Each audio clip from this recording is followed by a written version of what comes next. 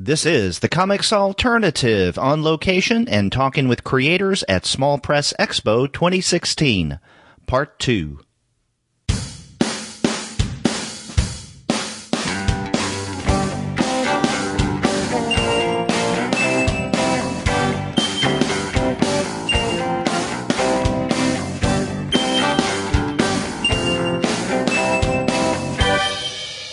Hello and welcome to another episode of the Comics Alternative on Location.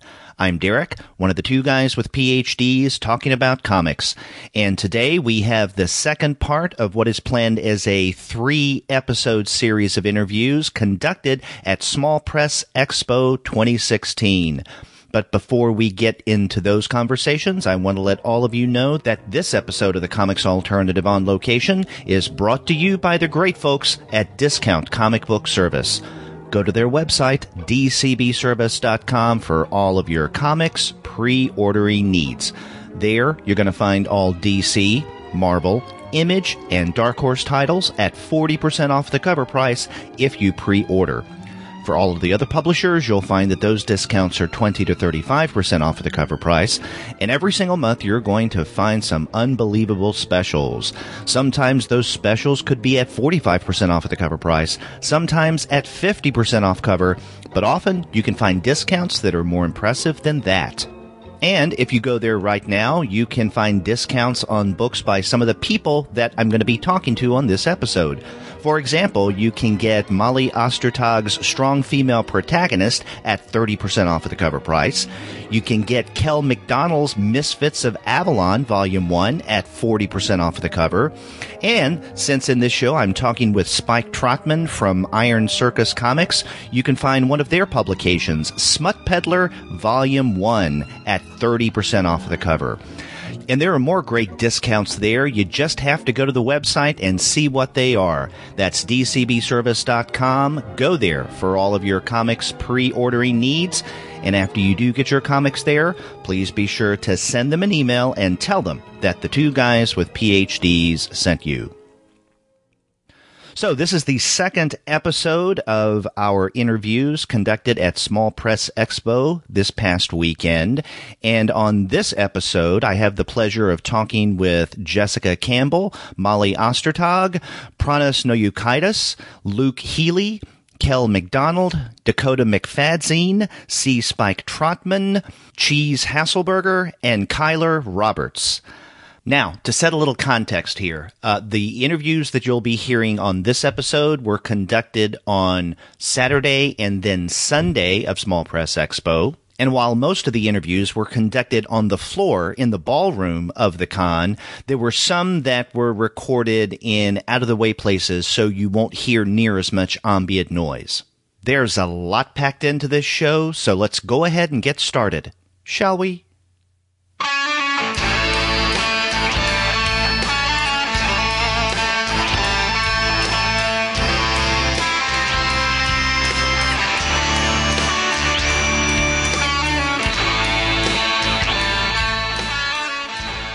I am talking with yet another Koyama Press creator. This is Jessica Campbell. She also has a new book out. It is called Hot or Not, 20th Century Male Artists.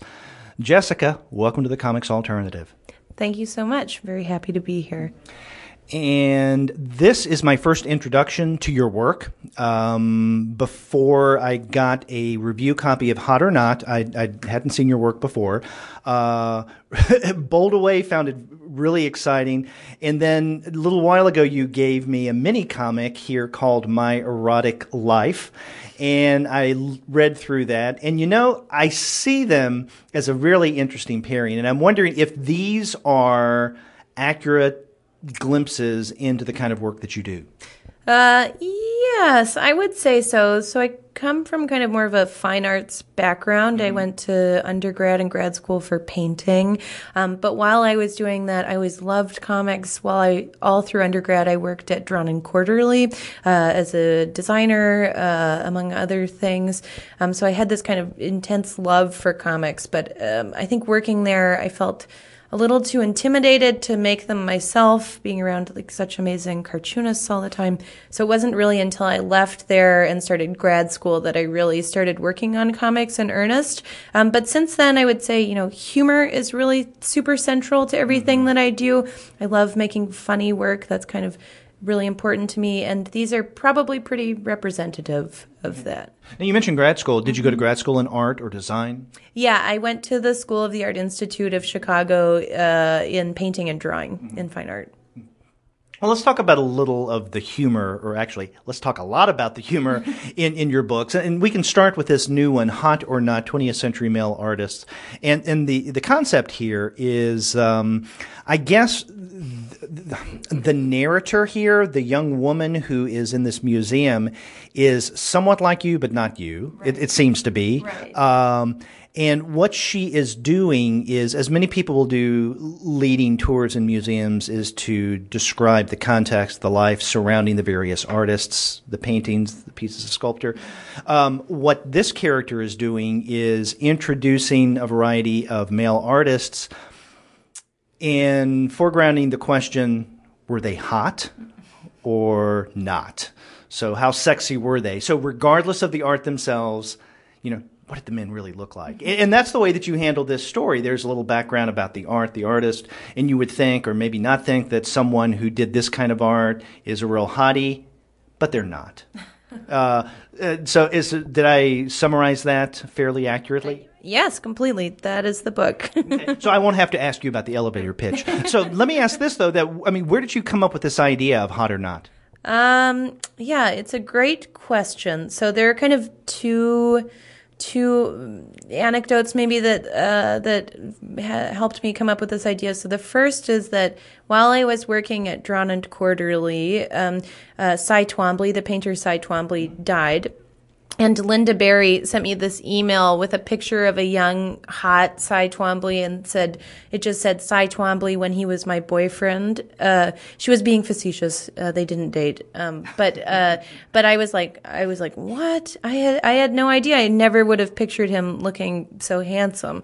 So that was kind of funny and exciting. And then more recently, I work as a day job in an art gallery, and one of my colleagues, Catherine, her name is Catherine Harvath, we started, G-chatting each other while we were bored at work, saying like, was Frank Stella hot when he was young? And then we'd kind of swap Google images back and forth. So I was thinking about that.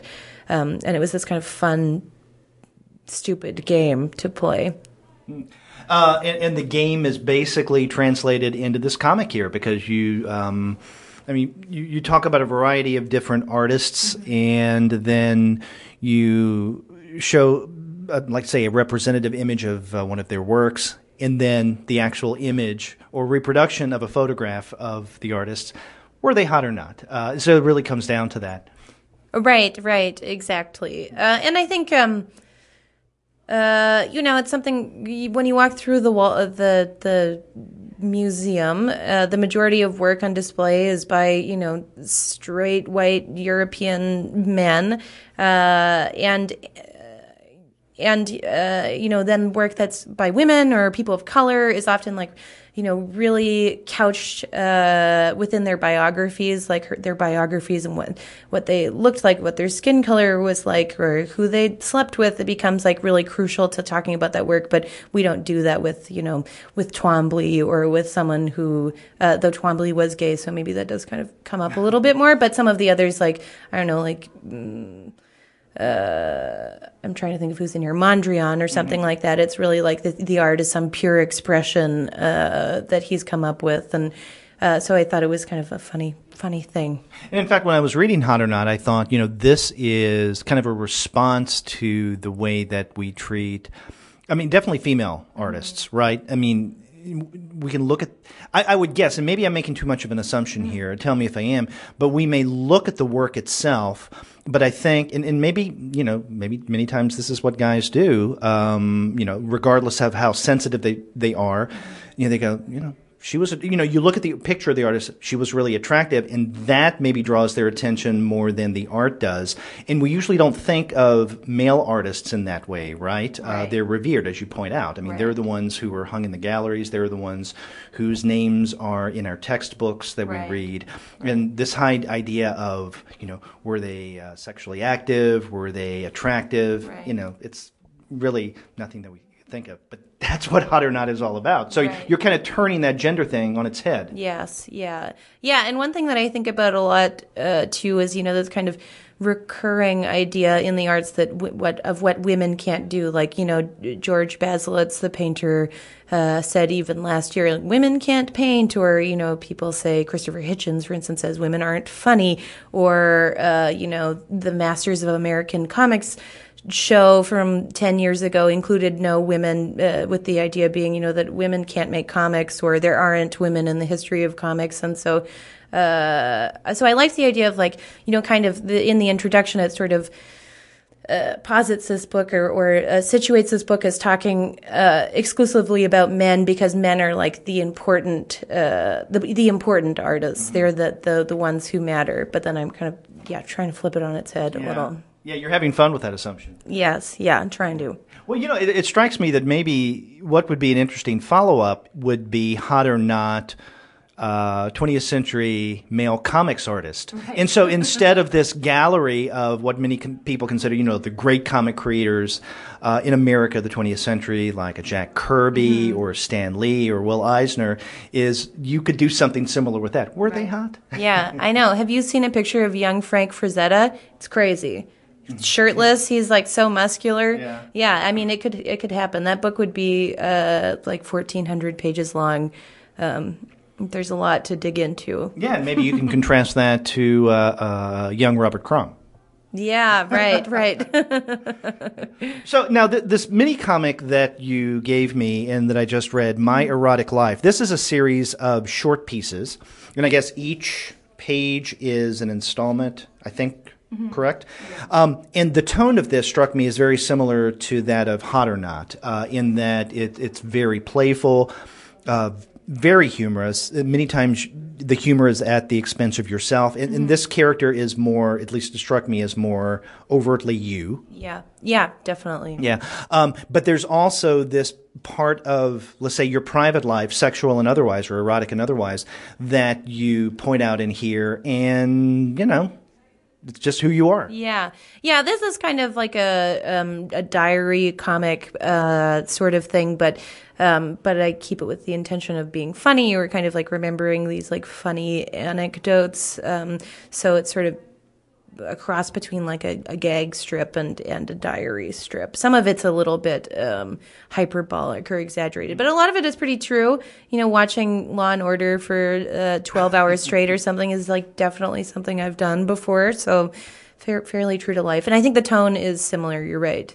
One thing that I was thinking about in Hot or Not, with the character that shares my same name but isn't me exactly, is Paul Auster's New York trilogy. I remember reading that book like a long decade ago or something like that, and I loved his use of his own name for these characters who had his name but they weren't him exactly, and that I thought was just like, it created like this schism in my mind that I thought was so fascinating. So I'm sort of thinking about that in here too.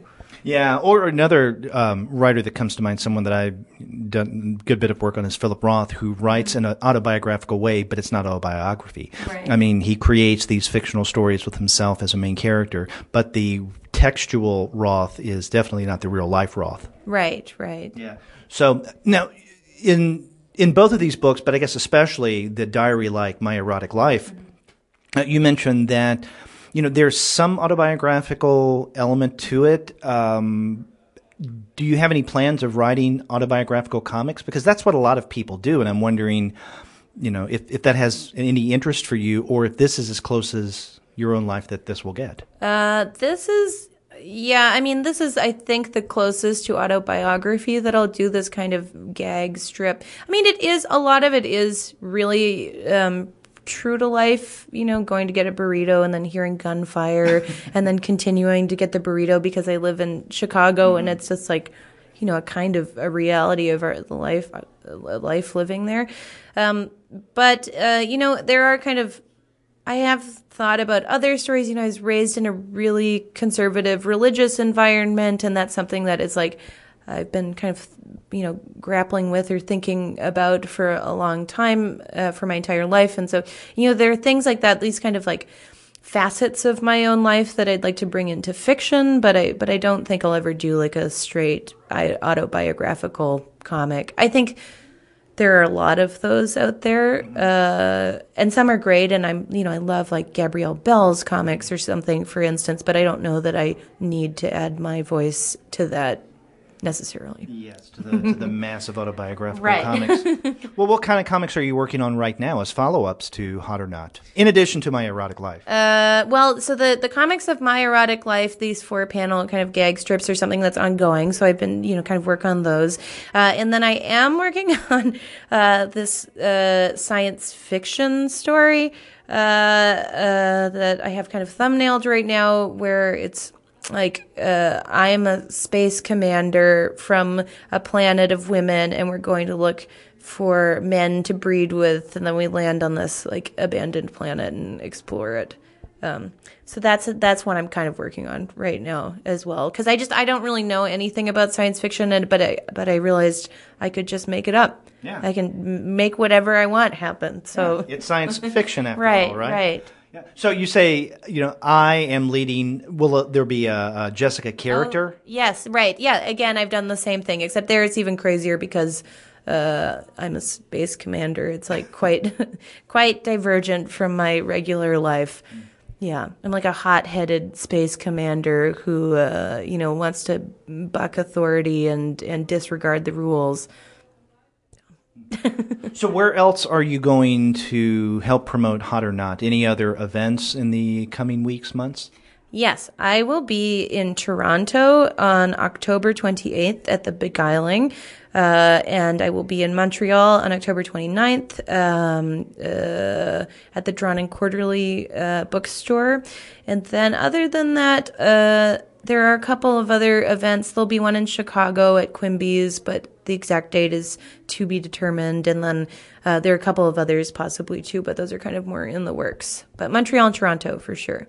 Oh, yeah. Okay. Well, good luck with those. And I look forward to seeing more of your work, because I really got a kick out of Hot or Not and the mini My Erotic Life. So now they can buy, our listeners can buy Hot or Not through Koyama, through Amazon, other online bookstores. But where can they find My Erotic Life? I have an online store. I cannot remember the exact URL right now, but you can go to jessicacampbellpainting.tumblr.com, and there is a link on there to the online store. And I have a couple of other little comics there too. Okay. Yeah. So something to definitely check out. Jessica, thank you very much for being on the show. Thank you so much. It was a pleasure. On the floor of the event itself at SPX, and I'm at the table of Molly Ostertag. She is the artist of a book that we've discussed on the podcast in the past on our webcomic series, Strong Female Protagonist. Molly, how's SPX going for you this year? Hi, I'm having a great time. I'm almost sold out of all my stuff, which is cool. Oh, that is good. Yeah, I was traveling here from LA, so I had to pack a small suitcase. So it's been a good convention. Well, we were talking right before I turned the mic on that I saw you last year, but I didn't get the chance to come up and talk with you, learn more about this title. And then we reviewed it several months back on the podcast. Are you finding that people who come to talk with you and to buy the book are already familiar with the webcomic, or they're brand new to it, or a mix? A good deal of people are familiar with our comic, just from we've been putting it online for about 5 years, so it's sort of like been around in the webcomic sphere. And then we also did a Kickstarter, I think 2 years ago, that got a good amount of attention. So most people have at least heard of it. Yeah, but it's always kind of exciting when someone hasn't and they just want to buy it out of the blue, because that's pretty cool, just to pull someone in with the title or the cover. Well, I think you mentioned the cover.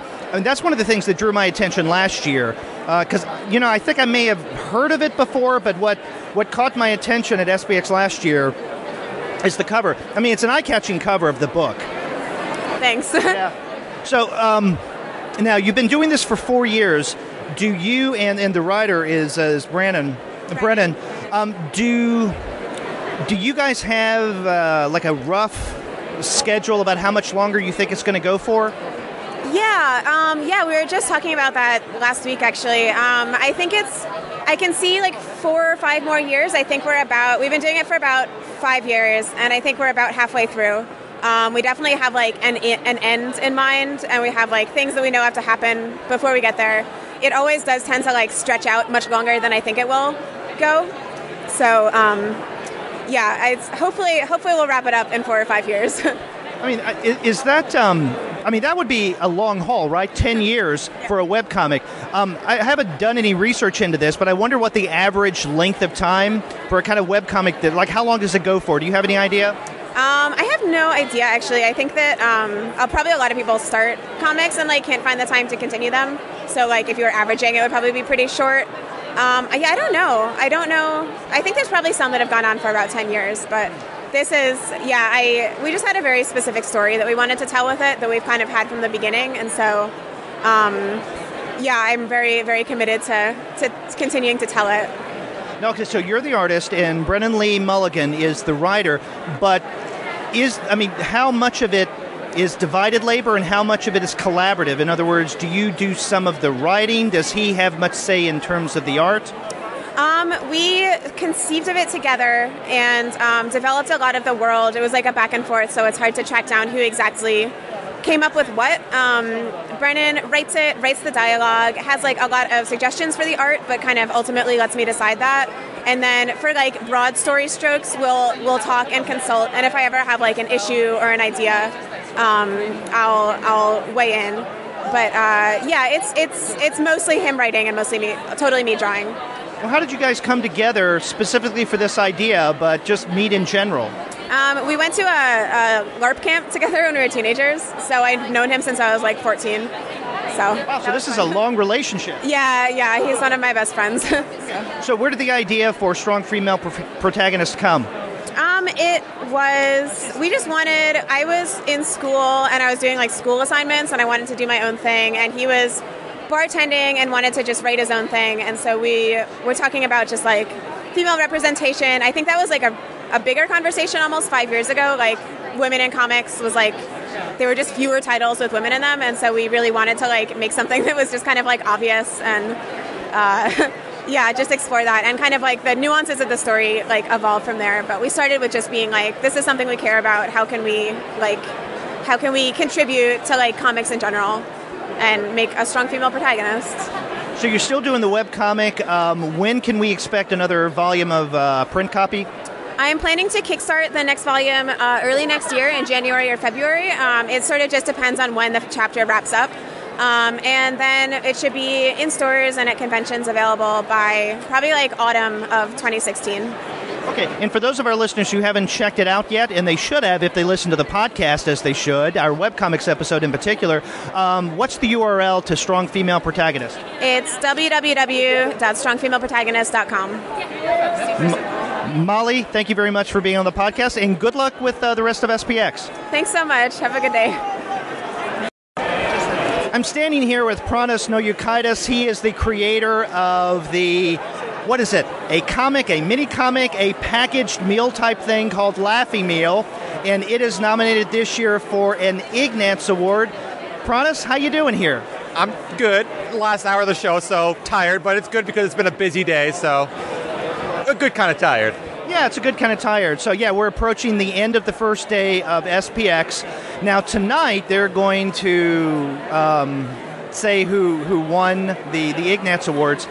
And Laffy Meal is nominated, is for the mini comic category? Yep. So first time being nominated for something like this, so it's pretty exciting. And I mean, it would be awesome to win, obviously, but it's one of those things like everyone in the category is really good. So even though I would love to win if someone else does, it's, it's a talented bunch, so I'm not going to be mad. Yeah. Well, I think you should get special recognition for this being a completely different kind of mini comic. In fact, we should call it mini comics plural, In fact, you've done with mini comics what I was telling someone the other day, what Chris Ware did with comics and building stories, because that's a package, that's not a book. Now, our listeners who may not be familiar with Laffy Meal may be wondering, what the hell's Derek talking about? So let me ask you, Pranas, to describe Laffy Meal to those who are uninitiated. All right, well, I'll do the pitch I've been doing all day, and I'm sure my table mates have heard it a million times before, but you know. So well, physically I'll describe it, because this is podcast land. It is 5 mini comics of varying sizes, and they're made to look like things you would find in a fast food meal. So we have one's a ketchup packet, we have a fries, we have something that looks like a fast food toy, we have a burger looking thing, and then we have a soda in a cup, and they're all books, and they all come in a bag that's screen printed to look like a fast food bag that you would get at like Wendy's or McDonald's or something. And what the story is about is that it's a dysfunctional, slightly down on their luck family going out to dinner at a fast food restaurant called Burger Clown. And what it is, it's each book is a different family member's point of view of that meal. And some of them are funny and humorous. Some of them are kind of sad and depressing. So the ketchup packet is the dog who gets left behind in the car with the window cracked, of course. The fries is the angsty teenager. The toy is the kid, the little like about 8-year-old kid. The burger is the dad, and then the soda is the mom. And each one is like the same meal, but different point of view of each family member. So where did you come up with this idea? I mean, the concept itself is something that, I mean, I'd never heard of anything like this. Like the closest thing, again, is building stories. Well, I take that as a huge compliment, because I love Chris Ware, and B, like, building stories is like, when that came out, like, oh, it was like, it's one of my favorite comics because of what he did with that. And that's kind of stuff I do with my mini comics and how I approach mini comics. And this is like back from my art school days. I went down to Savannah College of Art and Design for sequential art there. And actually, my buddy John Chad down there, he got me into mini comics. And he started doing like these beautiful, like intricate art piece, unconventional package things. And it kind of created like an arms race with a lot of people who did mini comics around that time at SCAD. And so we would each like try to outdo each other, like bring in slip cases, like we'll do silkscreen covers, like, and we just like played around with that, and like we all became better for it. And I just kept going with it, trying to like do innovative things like that. So like so I love having like a lot of professional stuff that I have done where I can call my publisher and editor, give them my credit card number, pay them whatever, and the books magically show up on my doorstep, and then I go to a show and I'm done. But when I make like my own comics, my handmade mini comics, I really want to I want to get my hands messy. I want to like put a little bit of myself into them, and I just want to do unconventional things that like even if a publisher would want to do it, Barnes & Noble is never going to have Laffy Meal on their shelf. Like they're not going to, Barnes & Noble, you went to Barnes & Noble, like, hey, could you sell my comic that's sold in a paper bag on your shelf? Like they're going to look at you and laugh. So I create not just books, I'm creating like art objects that they're low print runs, and like I can sell them at my table or online. And you know, there is a market for that, especially when we're living in a digital age where a lot of people are reading not just books but also comics, are reading them digitally, which is fine because it's you know, bringing more access to people, and that's always a good thing. But there's always going to be a market, even if it's a niche market, there's always going to be a market for the physical form. And you know, if there's a niche market for that, I want to like give them something they've never seen before and feel like they're holding something really special. So at the same time, these are really, and all the mini comics I do, they are really stressful to make, and they've probably taken years off my life with all the tears I've wept the night before shows putting these together. And part of me really wants to do a simple fold and staple mini comic again, but you know, I can't help myself. Like I get ideas and I'm like, all right, you got to do it. You got to go for it, even if it's going to like make you cry. Just do it, you know? So more blood, sweat, and tears, so to speak, have gone into not the story side of the work, but in the material book production. Yeah, I mean, I try to do a good story, and I'm a little down on myself, so some of my books I might look at and go like, well, maybe it was more gimmicky than a good story, but some, I don't know if that's true or not, but the more effort goes into that, and especially when if I get something that sells really well, I always want to keep it in print for a year or two, so I have to do like multiple print runs, and depending on the size of the print run and how complicated it can be, that could take a lot of effort. But yeah, I would say like a lot of the effort, like once I get the story, the inside's done, it's like, oh, well, that's done and completed. I don't have to worry about that again. But like recreating like the covers and the packaging over and over and over again, that's like a continuous process that I have to do like for each show basically to make sure I have enough copies with me. Now, my guess is that when people have been coming by today, they haven't been familiar with Laffy Meal, so they're seeing this for the first time. And when they see this series of bags here on your table, what is their reaction? Well, first they go like, what's in the bag, man? And so I have to like point at I have display copies of the 5 books down in front of them, like, oh, it's these 5 comics. And then I go into the spiel, the pitch of like what it's about. And once they realize what's in the bag, they're like, oh, that's really cool. And they a lot of them like, get really into it. Even if they don't buy it, they're still like super interested in it. So, and they always pick up a business card. So, hopefully they get into the other stuff that I do. Well, so tell us about some of the other comics that you've done. Well, this one right here is actually my last copy of it. It's Monster Town, and it's like it's 3 comics, like with the shapes of.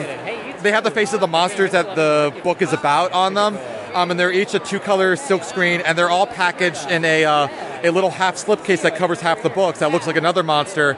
And the slipcases, I silkscreen by hand, I cut, and I glue them all by hand. And that one's really labor intensive. I also did one called Ghost, which is it's a strip of canvas. It's 100% silkscreen. It's a pantomime comic that's made to look like a woodcut, and it's about 3 inches tall and somewhere between like 30 to 40 inches wide or long. And you have I sell it like rolled up as a scroll, and you have to unroll it to read it. So that one's really, really labor intensive. Because like I said, it's 100% silkscreen and it's over 30 inches long once you unravel it all the way. So again, like innovative packaging and stuff like that I like to play around with. In terms of my professional stuff, I do a lot of all ages stuff. I'm doing a lot of stuff for Boom Studios. Earlier this year, I wrote co-wrote the Ice King miniseries for Adventure Time. I worked on the first Uncle Grandpa graphic novel, The Time Casserole, and I'm actually working on another Uncle Grandpa graphic novel that I'll be writing and illustrating the whole thing. So like I think I found a good balance between like personal mini comic works where I like play with the packaging, and then like the professional work, like getting that stuff in like more conventional means and into like comic stores and bookstores and stuff like that. So I think I found a good balance between the two. And you want to maintain that kind of balance for a while? As long as I can. I mean, it's always hard because like the Boom Studio stuff, it's all freelance, so like that could like keep coming in or that could like dry up. Like you never know what your next assignment's going to be if there even is one. So I mean, as long as I can keep that balance, because that's what pays the bills. As much as I love mini comics, and I think I do pretty well at shows financially, but I mean, to like make a living doing nothing but mini comics, I'd have to be doing like a show every week, and like I don't have enough stamina for that. But it gets me known, and it's this stuff that's led me to getting the professional work. So I do the professional stuff for the money to pay the bills, and I get enjoyment out of it as well. But like that's to pay the bills, and then the mini comics I do to like fill my more like personal artistic needs. Sure, thanks. Well, do you have any mini comic ideas in the works now, or ideas?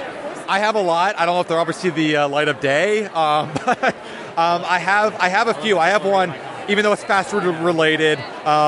It's going to look like a burger. And it's going to come like in a little burger wrapper, and I think it's going to be more of a silly one. It's going to be like a murder mystery in a food court, and like with a tater tot detective having to solve the murder of a Burger King that rules the food court. So I don't know if that'll ever see the light of day, but right now I think that might be my next big mini comic idea.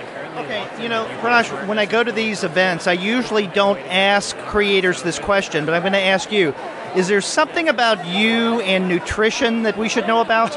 I don't know. I think I don't know. Maybe I just like food, especially fast food. I don't know. I don't know. There's probably something there. I'll leave it for someone else to psychoanalyze. Yeah, we'll leave that to the psychologist. But listen, thanks a lot for talking with me in the podcast, and good luck tonight with the Ignatz. Thank you so much, man. Great to talk to you. I am now at the table of Luke Healy. He is the author of The Unofficial Cuckoo's Nest Study Companion. And much like Laffy Meal, this book is also up for an Ignatz Award this evening. So, Luke, good luck with that. Oh, thank you very much. I don't have particularly high hopes with my chances, but being nominated is pretty amazing, so I'm happy. Okay, so you're not one of those who not take or leave it, but there's some people who kind of poo-poo awards. You're not one of those. Oh, if I lose, I might poo-poo it a little bit here and there, but mostly, no, I don't really mind. I mean, I think awards are very nice and they can bring attention to work, but I'm not trying to lose my head over it or anything. Okay, so this is nominated for the, let me see, which category? It's the Outstanding Mini Comics category. Okay, so it is in the mini comics. So that's one of the questions I wanted to ask you. This is not, at least size-wise, what most people think of as a mini comic. Of course, then again, Pranash's Laughing Meal isn't what most people would think of as a mini comic. I mean, it's quite, and this is more like a pamphlet comic book, but yet it's in the mini category. Do you consider it a mini comic? Yeah, I think mini comic just means any self-published comic generally, especially if it's handmade. And there aren't really any handmade elements to this book, but I stapled it myself, so I think that counts. So it does qualify? I think so, yeah. I mean, qualifies enough to be nominated, and that's what I would call it if anybody asked. So let's talk about the meat and potatoes of the Unofficial Cuckoo's Nest Study Companion. I mean, it's a mouthful title. And one of the things that struck me is that this is a very different kind of story. You're using different modes of storytelling that most of which aren't employed in comics often. For instance, the dramatic mode. I mean, this is written like a play. Yeah, I mean, I think so the story of this comic is about a woman who's adapting a novel into a play script. And I wanted the form of the comic to reflect that in a lot of ways. But mostly this comic is sort of like an amalgamation of every idea that I had that I wanted to put into a comic over the last couple of years while I was working on my larger book. And so I just sort of shoved it all in. And I think, I hope it works, and I think it works, and I'm happy with it. But yeah, the form of the comic is interesting. It's sort of, the pages are divided into panels that are the size of the pages themselves, like pages within pages, and then those are also divided into the same shape panels. But by the way, I learned that the hard way when I first started reading this. I thought, am I missing something?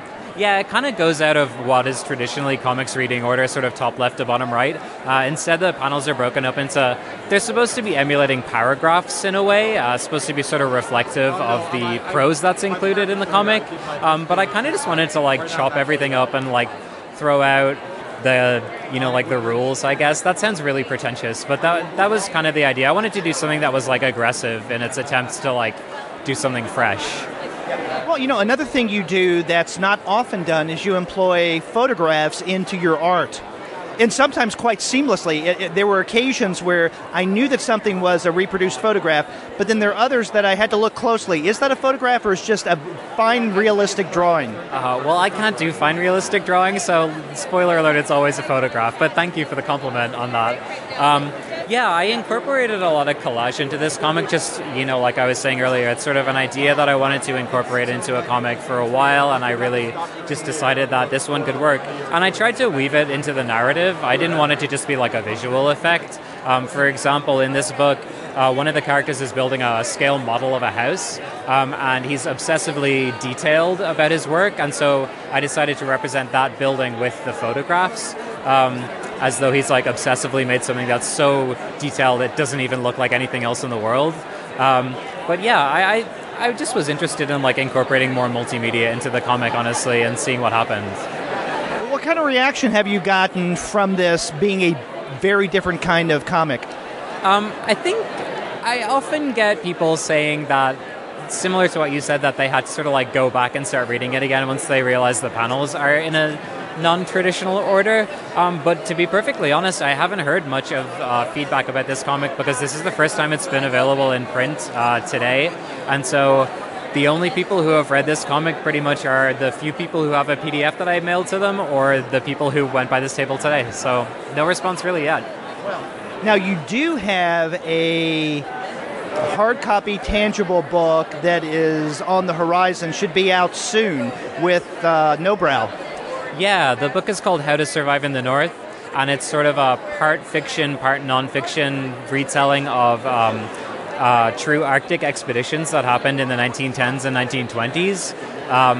And I worked on that for the last couple of years. I wrapped it up December 2015, and now it's coming out soon. Yeah, November, I believe. So Now, that's something you've been working on for a couple of years. How long had you been working on Cuckoo's Nest? I had been sort of taking notes about my ideas for maybe 6 months, 7 months, and I drew the entire thing in about 30 days.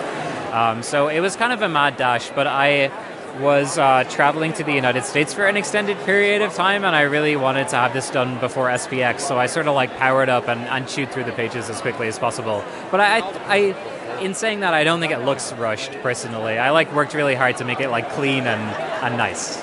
Oh yeah, it is. And I was talking with Pranas a second ago, who's right next to you, and I was talking with him about, I guess, his back and forth with his freelance, more mainstream work and his mini comics. I mean, do you strike a similar balance in longer form works like the upcoming No Brow book and the mini comics?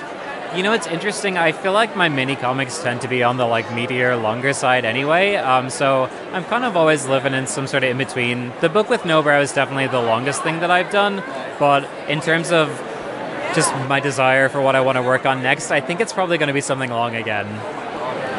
So what are you thinking about working on in the future? I have a few projects that I'm considering. I think the sort of most likely one that's going to come to fruition is a story about growing up on a ghost estate, which is something we have in Ireland, which is basically a housing estate with only 1 or 2 residents in 300 houses, which is exactly how I grew up as a teenager, and I think it was pretty interesting. So I'd love to do something with that in the near future. So if people want to learn more about Cuckoo's Nest and the other work that you do, where would they go to find this? You can find all the details for it on my website. It's lukewhealy.com. And what other events are you going to help promote the new book? There is some stuff on the horizon. Actually, next weekend I'm going to be in Italy at the Treviso Comic Book Festival. So if any of your listeners are in Italy, in northern Italy, they should definitely come by. And other than that, I think I'll probably find my way back to the United States in November when the book is officially published here. So a lot of traveling. Look, I'm used to it. Yeah, so I'm settled in. I'm a good airplane sleeper, so yeah. Well, Luke, thank you for talking with me. Good luck with tonight and the Ignatz Awards and with your upcoming tours. Great, thank you very much. I'm here with Kel McDonald at SPX, and let me set a little context here. I'm walking by, and one of the things that Kel did was something people rarely do, at least in my experience with SPX. She called out to me and said, "Hey, would you like for me to tell you about some of the comics that I do?" And I said, "Please do. Let me get my microphone out and share it with our listeners." So, Kel, thank you for talking with both me and the Comics Alternative audience. Hi. So, now, introduce me to your work. All right, so the biggest thing I have is a webcomic I've done for 11 years called Sorcery 101, and it is about an inept sorcerer learning magic from a grumpy vampire. I have the first omnibus on my table, and it is 800 pages. The second omnibus comes out in March, and that will cover the whole run of the series. And you say it's been 11 years? 11 years, yeah. And it's already completed? Yes. Well, 3 more pages go up, and then it's done. So we're at the very tail end. Yes. So the Kickstarter for the second half is already done, and it's getting proofread and going to the printers. So next year I'll have that. I also by the way, what is the URL to the webcomic? It's kelmcdonald.com, KELMCDONALD.com. Okay. And also on my website are basically all the other comics I've worked on. One of which is called Fame and Misfortune, which is about a lesbian bodyguard with magic powers protecting a spoiled celebrity. The other is called From Scratch, which is about demon gangsters in the 1920s. I also do a comic for Dark Horse called Misfits of Avalon, which is about magical girls that are jerks and are fighting King Arthur but don't know it. I run an independent anthology series called Cautionary Fables and Fairy Tales, where each volume is focusing on tales from a different continent. So on my table at SPX at the moment, I have a green book that's European fairy tales, a yellow one that's African fairy tales, and a pink one that's Asian fairy tales. And we're in the process of making a Pacific Island one. Okay, now I'm curious about this because I'm always fascinated how comics creators in particular take certain texts and adapt them into comics form. And there are different examples of this with fairy tales. And so where did the idea come for your cautionary fables and fairy tales series? So basically, I run it with a friend of mine, Kate Ashwin, who lives in England. And I I adapted a fairy tale called Bisclarvé, which is kind of werewolfy. So it fit in for like my brand for Sorcery 101. And after I finished it, my friend Kate talked about how she always wanted to adapt a fairy tale, and I had a few other friends mention that. And I said, well, if we all put them in one book, then see if it sells, maybe we can pursue this further. So it kind of random happenstance happened, the first one. And then the second one, I because it worked for the Africa one, I sent out invites to people, explained that it was successful with the first one, and then followed suit. Each book takes about 2 years of organization and making sure people finish on time. And they're self-published? Yes. Okay. Now, you said the Misfits of Avalon is Dark Horse. You got the Cautionary Fables and Fairy Tales. You got Sorcery 101, Fame and Misfortune from scratch. Okay, so that's a lot of balls you're juggling in the air. Most of them are done, so that's just going to cons and selling them. Okay, so where have you been, let's say, putting in most of your energies lately? To finishing up Sorcery 101? Most of my energies have gone to Misfits of Avalon because that is a tighter deadline. So, since Sorcery 101 is self-published, it can get delayed, and that schedule is more flexible, whereas Dark Horse needs it by a certain date. So I made sure that got done. Yeah. Well, it would make sense that you have to work by their deadlines, whereas something self-published, online or otherwise, you're working with your own. Now, when you wrap up Sorcery 101, do you think you'll do another webcomic? Do you enjoy that format, or do you like the print medium? So I feel like webcomics are really good for getting your word out about your work, but otherwise it's basically the same as making a print comic. So what I'm going to do in the future is, so I mentioned my book, Fame and Misfortune. I am going to do stories about the same length, set in the same city, and I'm going to put those online. And those can be read in any order, so someone could very easily get introduced to my work through that. Yeah. So what other things might you have on the horizon? Well, on my table I have a poster with Buffy the Vampire Slayer on it. I wrote a Buffy graphic novel for Dark Horse, so I'm going to try to do some more work for hire stuff on the side that's writing. So have you already done that? Yeah, the Buffy book comes out in October. So, that's the one that's on the cover of this month's previews catalog. Yes. Oh my God, I was not aware of that. Yeah. That is what this poster is. So there's something else to look forward to. Yeah. So you do have a lot going on, and I'm very glad that you grabbed me and wanted to introduce me to your comics. And so if our listeners want to find out more about your work, Sorcery 101 and otherwise, they just go to kelmcdonald.com. Yep, that's it. Yeah. Well, Kel, thank you very much for talking with me. I had a good time learning about this stuff. Yeah, anytime. The second day of Small Press Expo, and I'm at the table of Dakota McFadzean. Listeners of the podcast will recognize that name because we've had him on the Comics Alternative twice before, one for, I guess, a significant, substantive, longer interview. And then last year I talked with you and Andy Warner briefly at SPX. But we've also talked about your comics several times on the show. Dakota, how you doing? I'm doing great. I'm mostly well-rested and ready for another day. Yeah. Now, how was the first day of SPX for you? I go through the same emotional ups and downs every convention, where at first it seems really slow, and then it kind of picks up, and I feel better about myself, and then it slows down again. So I'm ended net positive. Let's put it that way. Okay, good. So it's not too emotionally taxing. No. I've grown tough over the years. I can take it now. Yeah. Now, one of the things that you introduced me to yesterday when I stopped by your table is a new mini comic that you just recently put out, Last Mountain. And then you were telling me that this is part of an ongoing strip that you do. Yeah, that's right. Last Mountain is just sort of a collection catch-all for whatever short stories or longer works I've been doing since about 2012. And the current thing that I've been working on is a story called Murray Geister, Paranormal Investigator, and it's being serialized in a alt-weekly paper, well, a couple of alt-weekly papers in my home province of Saskatchewan, where I was born and raised, Prairie Dog and Planet S. Okay. So give us a breakdown of what this story is, because it's got that great offbeat humor that draws me to your work. It's a little unusual. Oh, thanks. I'm glad to hear that some of the humor is coming across. Every time I work on it, I'm struck with the feeling of like, maybe I'm making this too sad, but I'm glad some of the humor is coming through. The story is about an aging paranormal investigator. He's roughly in his 70s. He's been doing this for a long time, and he hasn't seen anything especially paranormal in years, and he's starting to sort of have doubts about his career life as he gets to what is, going to be near the end of his life. And so he's kind of analyzing that, looking for just one shred of evidence to prove that it was worth it. Now, part of the humor of that story is that everyone around him takes paranormal much more seriously than he does.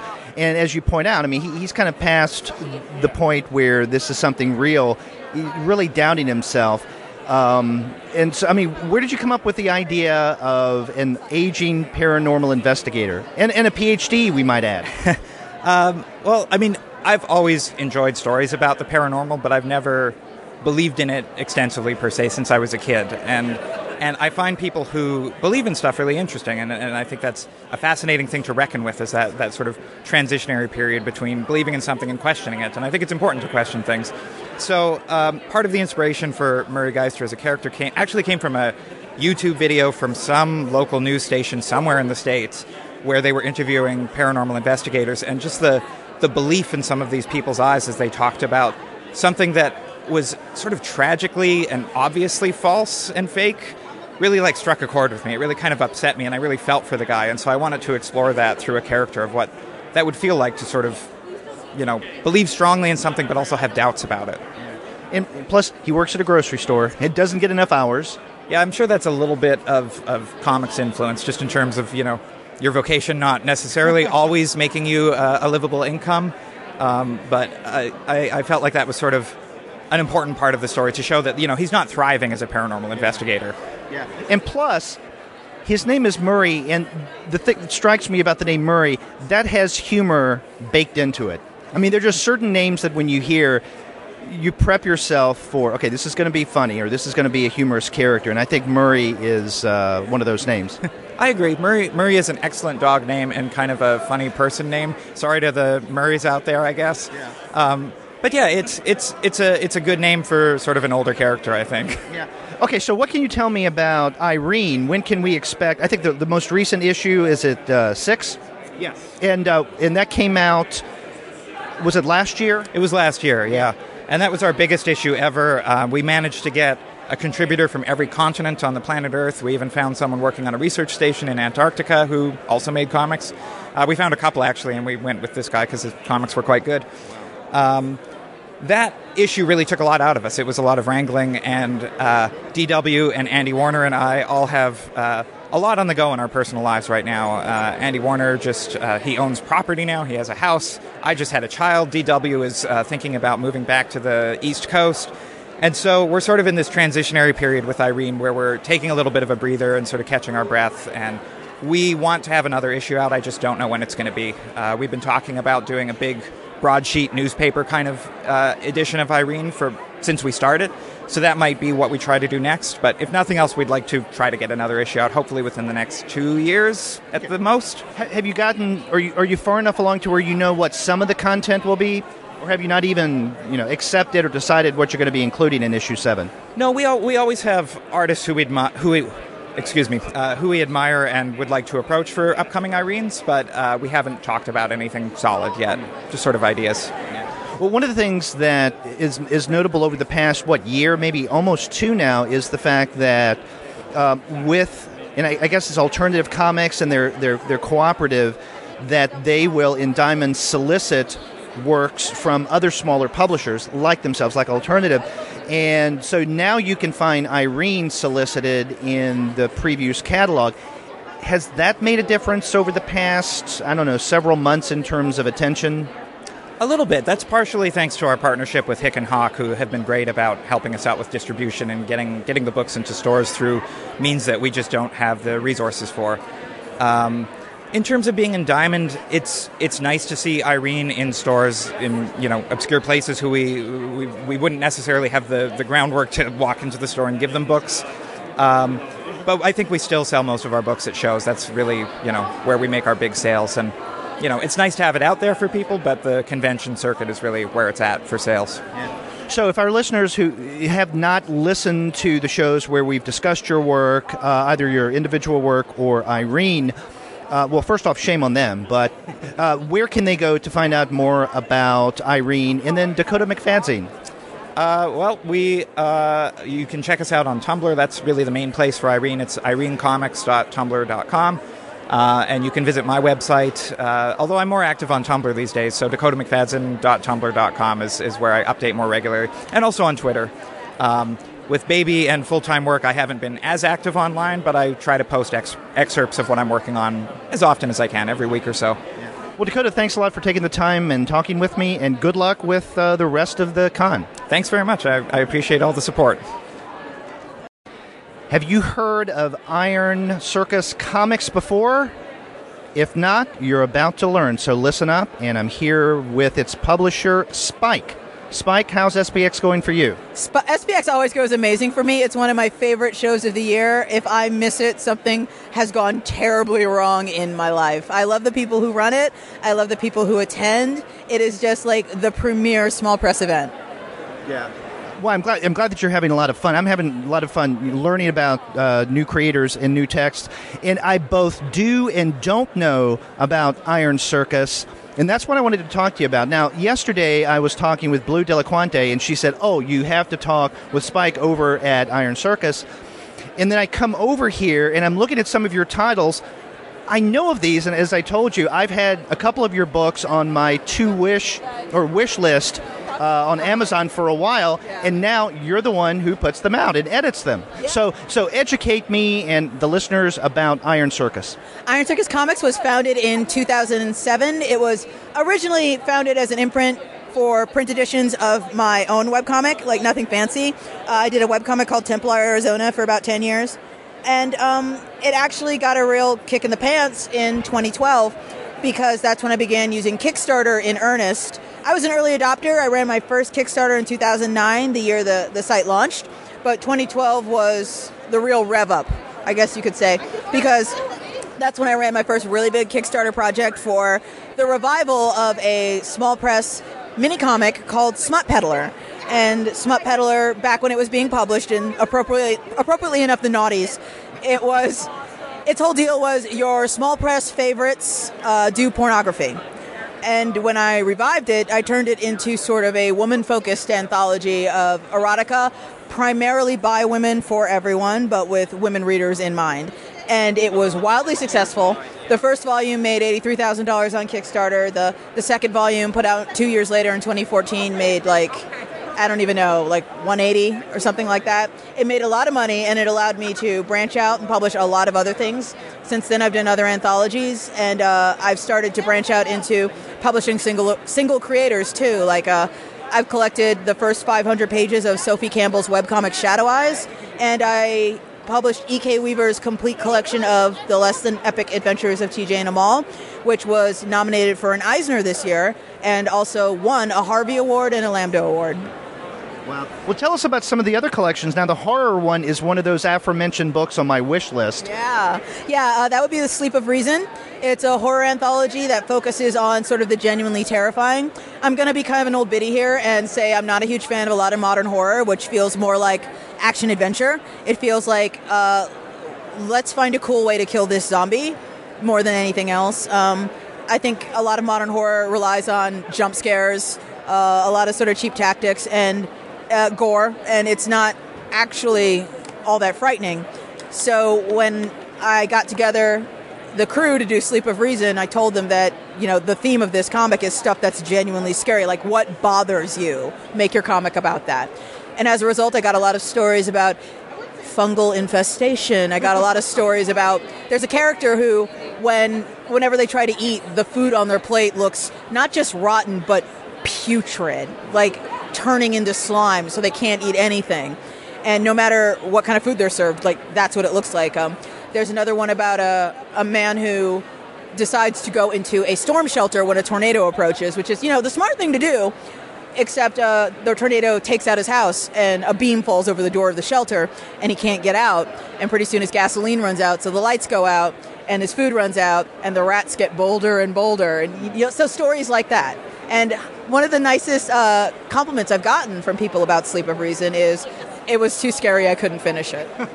That's a great compliment. So with Sleep of Reason, Smut Peddler, other anthologies that you do you require your contributors to provide original pieces, or any of those appear elsewhere? The deal I run with my anthology contributors is I have a 1-year print exclusivity thing.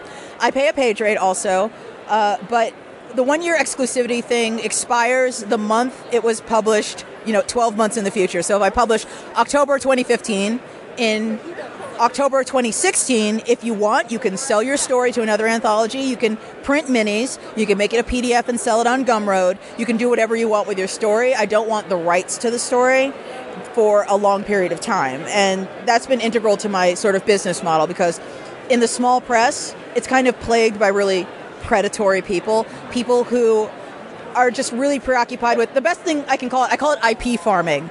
People that are out there to look for properties that they can basically trick the creators out of and sell to Hollywood. Like, it's an industry and it's super gross. And this is kind of me trying to do my part.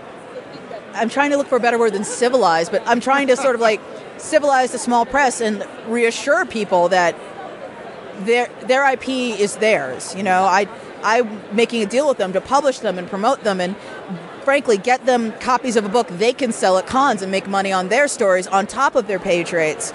But at the same time, that doesn't mean what they make is mine forever, because that's not morally defensible, So if our listeners wanted to find out more about Iron Circus, either just to get your books or even to contact you if they're creators themselves, where can they find you? I am at ironcircus.com. I currently have submissions open. I am looking for independent creators to submit graphic novel pitches in particular. I'm very interested in anything anyone has to say. If you go to my site, there will be a page with all the submission requirements there. And I would love to hear from you guys and hear what you've got to say about what you want to make. So you're particularly interested in expanding your graphic novels line? Exactly. This is kind of esoteric, but I'm just going to plow right ahead anyway. I recently got distribution from a professional level distro, and as a result, Iron Circus books will be in bookstores in 2017 for the first time, as opposed to just comic shops. And as a result, I'll have more income and I will be able to publish more creators. So I'm currently on the lookout for more people to publish books by. Well, congratulations for that, and also I look forward to seeing much more of Iron Circus comics in the months to come. Thank you so much. Thanks for the interview.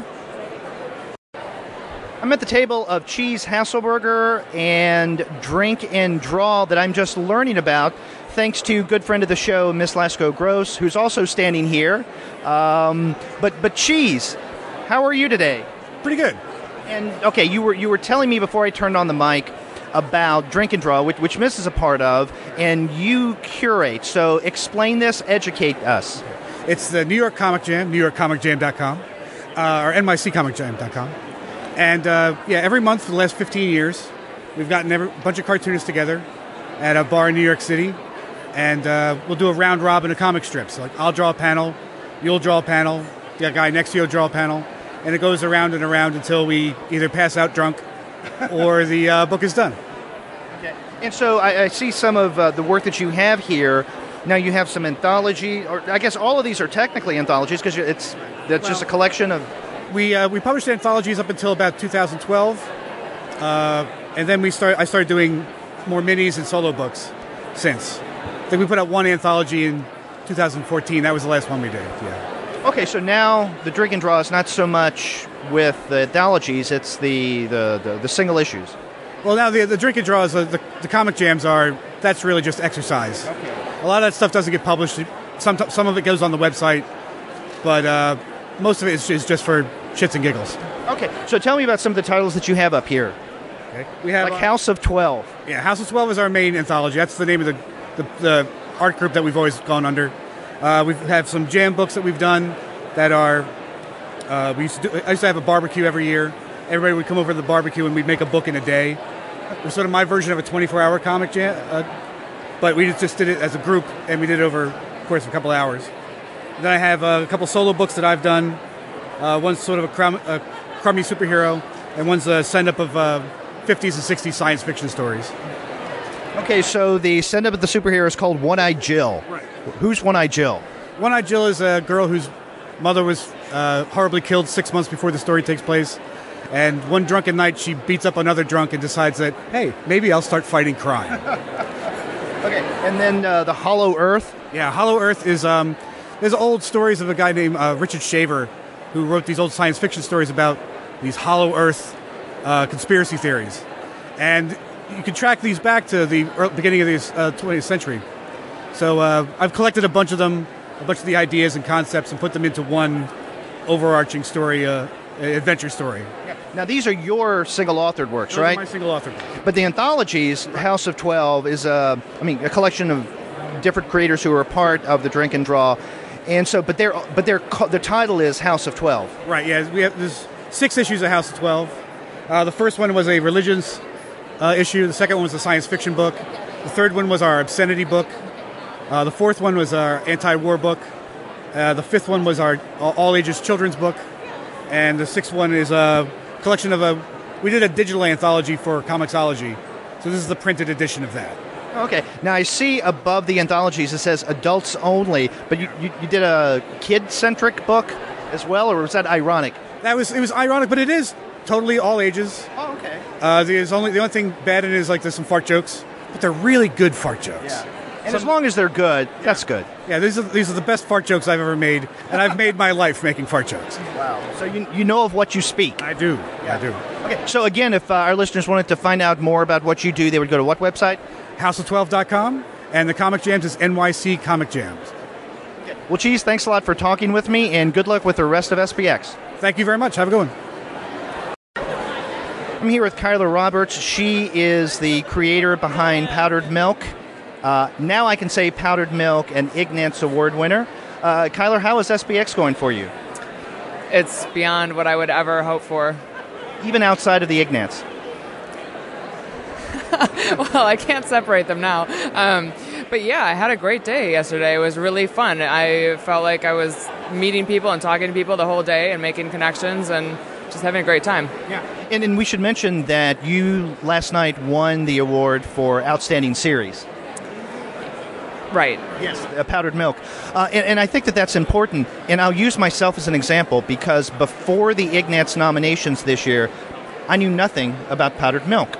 And as we did last year, we wanted to do a special episode, which will go up, I guess, this week as I'm recording this, on the Ignatz nominees for this year. And so I'd reached out to a variety of different creators I wasn't aware of, you're being one of them, to educate me more about your comic. And you were kind enough to tell me about it, give me some background, give me a link to Miseryland, your connection, and also send us the latest issue of Powdered Milk. And now I'm someone who is very much on board with your comic. That's wonderful. Every person is like a new victory, that becomes aware of what I'm doing. And I'm still, at the point in my career where I'm just trying very hard to get the word out, get people to be familiar with what I'm doing. Okay. So for our listeners who may not be familiar with Powdered Milk, how would you describe your comic, the premise? Right. Well, it's autobiographical. And it's simple, straightforward. It's realistic in the sense that it depicts events in a real way. I don't think there's a lot of exaggeration. The humor is pretty much deadpan. The events in my life happen to be I had a baby. She's gotten to be almost 6 now. A lot of it revolves around my family life, including my parents, my friends, my social interactions. But there are people in my life who, and I think with most auto-bio cartoonists, you're revealing yourself, just like, a painter is revealing themselves when they paint a portrait.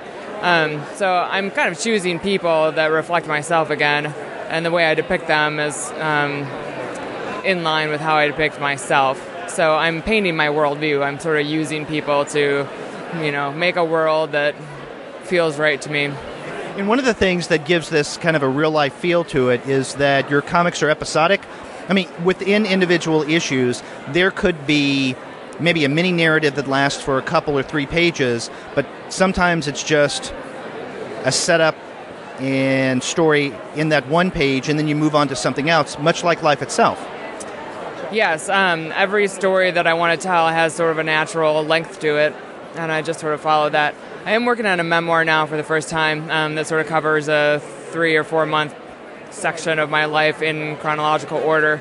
And it's very different working that way, you know, like I have the whole thing laid out, and then I have to do all the penciling and all the inking, and it's always been like these little snippets, working one little story at a time and having sort of the gratification of finishing. So it's a different process, and it's giving me like a lot of respect for people who do that. Are you finding it more of a challenge than you anticipated working in a longer form?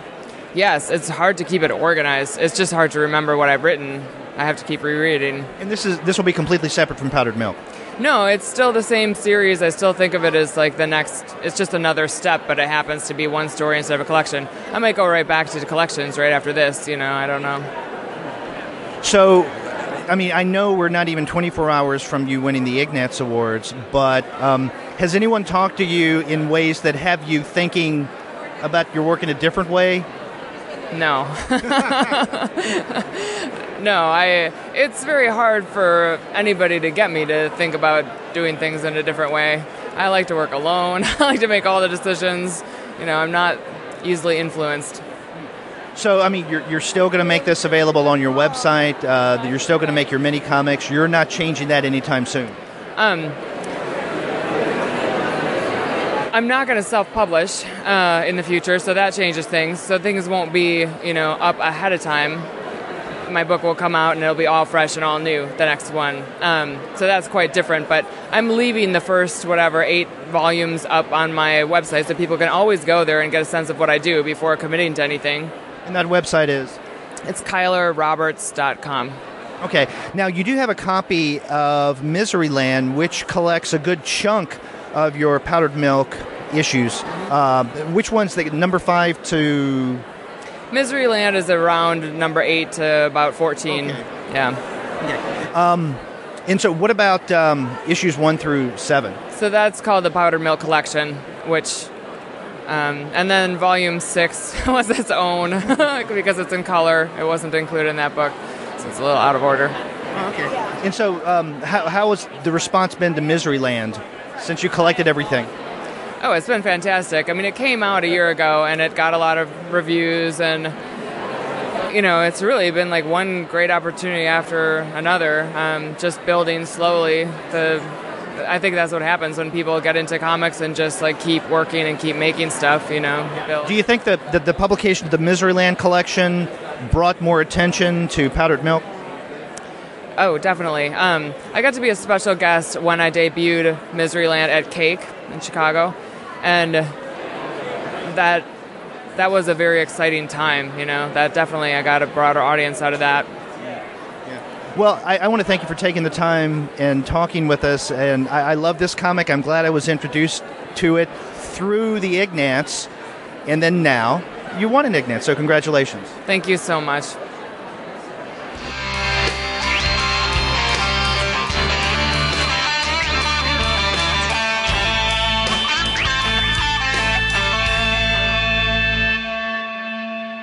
Thank you again to Jessica Campbell, Molly Ostertag, Pranas Naujokaitis, Luke Healy, Kel McDonald, Dakota McFadzean, C. Spike Trotman, Cheese Hasselburger, and Keiler Roberts for taking the time and talking with me at Small Press Expo this past weekend. It was a lot of fun learning more about what these guys do, and I highly recommend that you make it out to Small Press Expo and have a similar experience next year.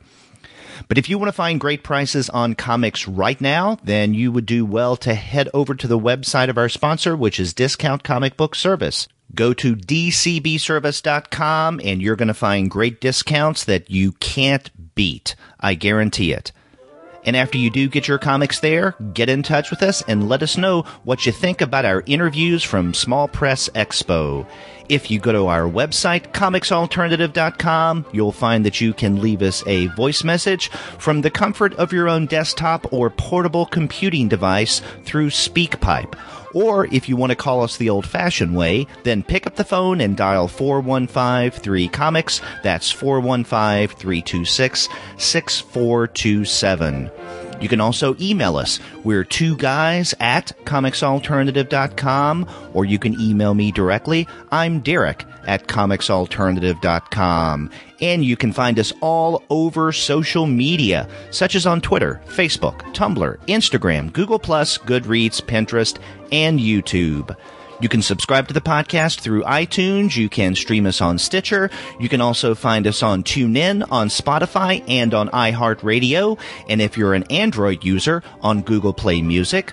But you can still find every single one of our podcast episodes, as well as the reviews and the comics-related commentary that we post on our blog, simply by going to our website, comicsalternative.com.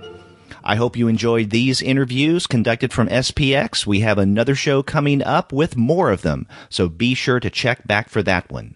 And until then, take care.